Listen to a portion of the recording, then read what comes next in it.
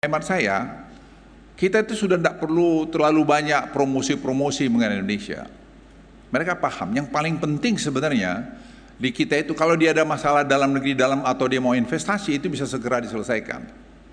Jangan kita mempersulit, ya, jangan mempersulit. Makanya OSS (Online Single Submission) itu perlu segera diperbaiki, disempurnakan. Karena menurut saya masih ada kekurangan di sana sini yang perlu kita perbaikin.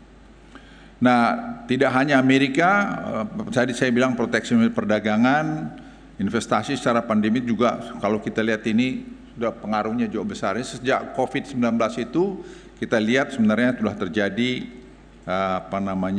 proteksionisme ini. Eropa juga menyiapkan kebijakan green protectionism yang berpotensi menimbulkan trade barrier bagi negara-negara berkembang. Ya, itu sebabnya tadi kita ajak saja negara-negara berkembang untuk masuk pada kita. Global South ini saya kira menjadi penting, dan seperti Nigeria kita ajak masuk di dalam SIPOXI, tadi juga PNG kita ajak masuk SIPOXI untuk kita, ya bisa juga berdagang dengan Eropa. Kemarin saya kira tim dari Marves sudah bicara dengan Eropa mengenai file mereka ke WTO. Mereka sekarang sudah mau bicara dengan kita dan peluangnya mungkin sudah makin bagus, tidak seperti kemarin dia kerasnya karena dia tahu kita it's a matter of survival. Ya, kita akan lawan, kita tidak bisa melakukan itu.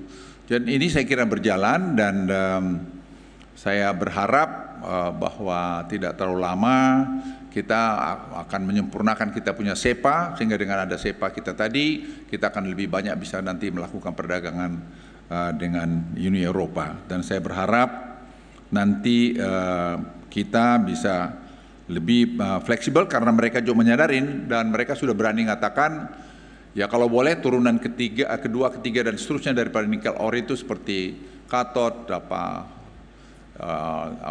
yang lain, jangan kalian kenakan tarif untuk keluar. Saya bilang kita dari awal nggak pernah kok mau gitu. Yang kita mau tuh adalah waktu dari nikel menjadi nikel ore, karena di situ nilai tambah yang paling tinggi. Tadi kepala yang lain kita senang saja dia minta begitu, dan itu saya kira sedang dinegosiasikan, dan itu yang paling baik bahwa mereka sekarang sudah bernegosiasi dengan kita yang tadinya mereka jalan buntu. Kita sangat senang dengan itu. Nah, Indonesia juga harus beradaptasi dengan tren kebijakan perdagangan dunia yang mengarah pada fragmentasi ini. Kalau Anda baca slide ini, kita lihat bahwa kita harus bisa bernavigasi di celah-celah pertentangan dunia ini. Saya pikir peraturan-peraturan kita harus lebih fleksibel, dan saya juga ingin kita mengharmonisasi banyak peraturan yang kadang-kadang seperti saya singgung tadi, ada peraturan satu kementerian itu mengikat pada kementerian lain. Kelihatan mudah, tadi saya beri contoh, tadi PNG itu dari perintah Presiden hampir setahun yang lalu, baru tadi kita bisa putuskan, dan saya kasih ultimatum 10 hari harus beres dari keuangan untuk segera kasih endorse mengenai pemberian harga 20 sen per kilowatt hour untuk listrik yang kita kirim ke Wutung di PNG. Saudara sekalian, sekali lagi saya ingin menyampaikan di Tiongkok itu sendiri tetap menjadi market kita yang besar.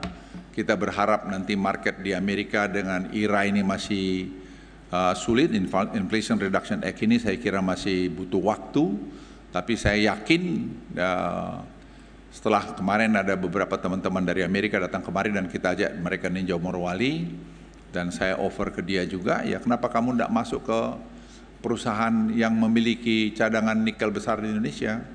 Kamu kan tidak punya teknologinya. Ya, dia bilang, ya, apa bisa? Saya bilang, ya, silakan aja. Anda akan kontrol nanti bersama-sama yang lain 70% nikel dunia, dan Anda akan bisa mensuplai kebutuhan mobil di Amerika.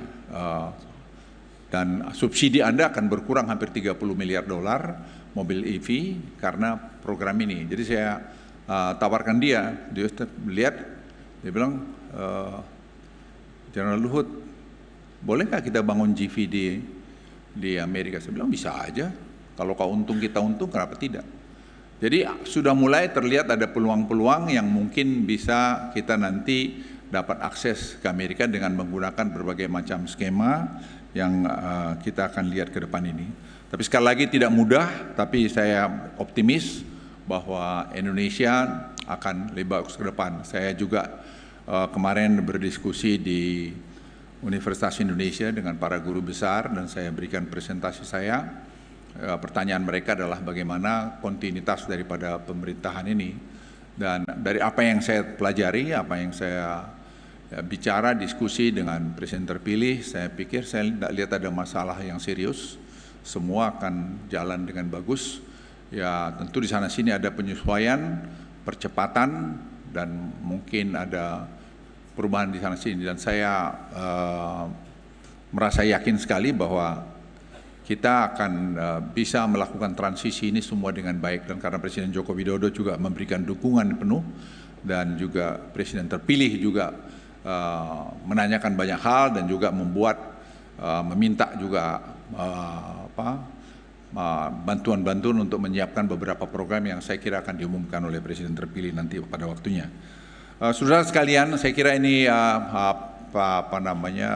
presentasi saya mengenai geopolitik ke depan ini, dan saya berharap ini membuka pikiran saudara sekalian mengenai apa kira-kira yang terjadi ke depan ini dan apa yang akan kita kerjakan bersama-sama. Mudah-mudahan ini memberi trigger pemikiran kita semua bahwa kita ini memainkan peran yang penting di dunia saat ini. Jadi kita jangan pernah merasa bahwa kita ini diatur-atur negara lain, tidak perlu. Tidak ada gunanya mereka berpikir gitu karena kita tidak perlu diatur. Kita terlalu besar untuk lean to any power globally. Indonesia adalah negara besar, Indonesia negara kaya. Tinggal kita tadi bagaimana memanage dengan bagus. Saya kira Indonesia ini akan maju dan akan menjadi negara high income country. Dan soon saya kira 2050 kita juga akan bisa menjadi negara maju.